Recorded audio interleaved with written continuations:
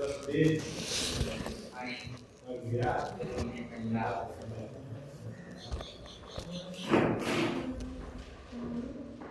விஷயமா இப்போ வந்த? சும்மா அப்படி பேசிட்டு போலாம் வந்தனே. சும்மா பேசிட்டு போலாம் வந்தியா? இப்போ கூட ஒரு டாபிக் நான் யோசித்து வச்சிருந்தேன். அதை இப்போ ஓட்ட நான் பேசலான் இருக்கேன். இன்னைக்கு செத்தா இன்னைக்கே பார்க்குறது. என்னே இன்னைக்கு செத்தா இன்னைக்கே பார்க்க? பயப்படா தம்பி, உட்கார் உட்கார். ஏன் பயப்படுற? உட்கார். நீ என்ன மாத்தி சொல்றீங்க? என்னப்பா இன்னைக்கு செத்தா நாளைக்கு பாருன்னு சொல்லுவாங்க, நீங்க அதோட டபுளா சொல்றீங்க. அதாவது இன்னைக்கு செத்தா இன்னைக்கே பாலுங்கிறது வேதாமத்தில் ஒரு சம்பவம், அப்படி ஒரு சம்பவம் நடந்துச்சு. கொஞ்சம் புரியுற மாதிரி சொல்லுங்க. வேதாமத்தில் ஒரு சம்பவத்தை பற்றி தான் இன்னைக்கு நான் சொல்லலான்னு இருக்கேன். என்ன சம்பவம்னு பார்த்துக்கிட்டேன்னா, செசரா அப்படின்னு ஒரு மனுஷன் இருந்தான் வேதாமத்தில். அவன் வந்து பார்த்தீங்கன்னா ஆண்டருடைய ஜனங்களுக்கு விரோதமாக இருந்தான். அப்போ ஆண்டருடைய ஜனங்களில் ஒரு மனுஷன் இருந்தான், அவன் பேர் தான் பாராக். அந்த பாராக் வந்து செசராவை வீழ்த்துவதற்காக எங்கே போனான் அப்படின்னா, தெபோரால் அப்படிங்கிற ஒரு தீர்க்க தரிசிட்ட போனான். அந்த தீர்க்க தரிசி என்ன சொல்லுவா அப்படின்னா, இப்போ ஆண்டவர் வந்து செசராவை உன் கையில் ஒப்படைக்க போறாரு அப்படின்னு சொல்லி. அப்போ அந்த பாராக்கு என்ன பண்ணுவான்னா, நான் தனியாக போக மாட்டேன், எப்படி தனியாக போக மாட்டேன், நீங்களும் என் கூட வாங்க அப்படின்னு யாரை கூப்பிடுவான்? அந்த தெபோராலை கூப்பிடுவான். யாரை கூப்பிடுவான்? தெபோரால். அந்த தெபோரால் என்ன சொல்லுவான்னா, சரிப்பா நான் வாரேன் உன் கூட, ஆனால் ஆண்டவர் உன்கிட்ட செசரா ஒப்படைக்க மாட்டாரு, ஒரு பெண்ணு தான் என்ன பண்ணுவா, அந்த செசராவை கொல்லுவா அப்படின்னு சொல்லுவாங்க. அதே போல இந்த பாராக் என்ன பண்ணுவார் அப்படின்னா, அவரை துரத்துக்கிட்டே போகும்போது செசரா வந்து ரதத்தை நிப்பாட்டிட்டு கால்நடையாக ஓடுவார். அப்படி ஓடிக்கிட்டு இருக்கும்போது யாகேல், யாரு? யாகேல்ங்கிற அந்த பெண்மணி என்ன பண்ணுவா அப்படின்னா, அந்த செசரா வந்தோடனே எதிர்பட்டு போய், ஐயா நீங்கள் என் வீட்டில் வந்து என்ன பண்ணுங்க, தங்குங்க அப்படின்னு சொன்னோடனே இந்த செசரா என்ன பண்ணுவார் தெரியுமா?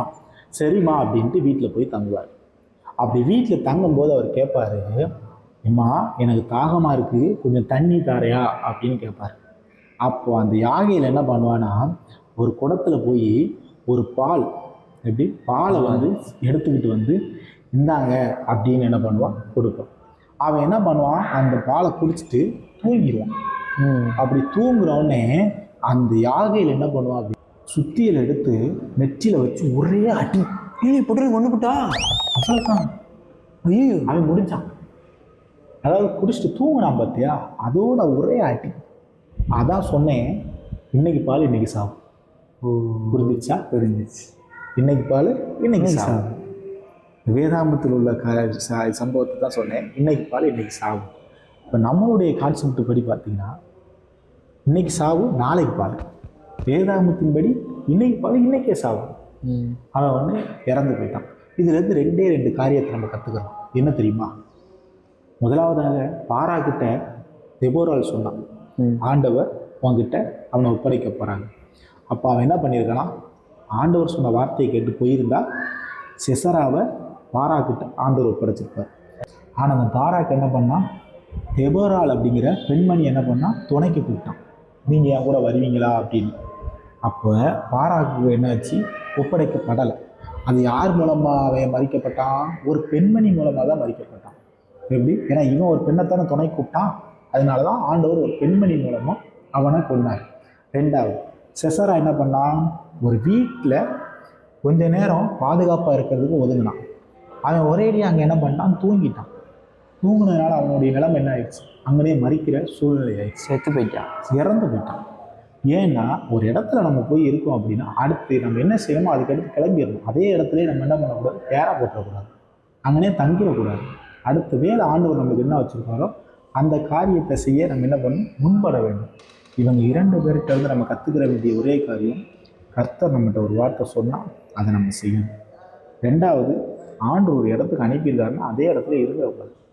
அடுத்த ஆண்டவர் எங்கே போக சொல்கிறாருன்னு கேட்டு அடுத்த இடத்துக்கு போக நம்ம என்ன பண்ணணும், முயற்சி பண்ணணும். இந்த 2 காரியத்தையும் நீ என்ன பண்ணணும், செய்யணும். இதில் உன் வாழ்க்கையில் செய்யணும். இன்றைக்கி நம்ம கற்றுக்கிறது என்ன, இன்றைக்கி செத்தா நாளைக்கு, இன்றைக்கே பால். இன்றைக்கே நம்ம உலகத்துக்காக என்ன சொல்லுவாங்க, இன்னைக்கு செத்தா நாளைக்கு பால். நம்ம கையில் தான் இருக்குது, நமக்கு என்னைக்கு பாலுன்னு. எப்படி?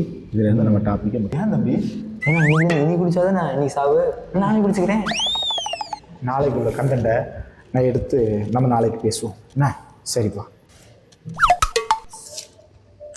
ஆறாவது இனிமே விட்டு வரவே கூடாதுப்பா.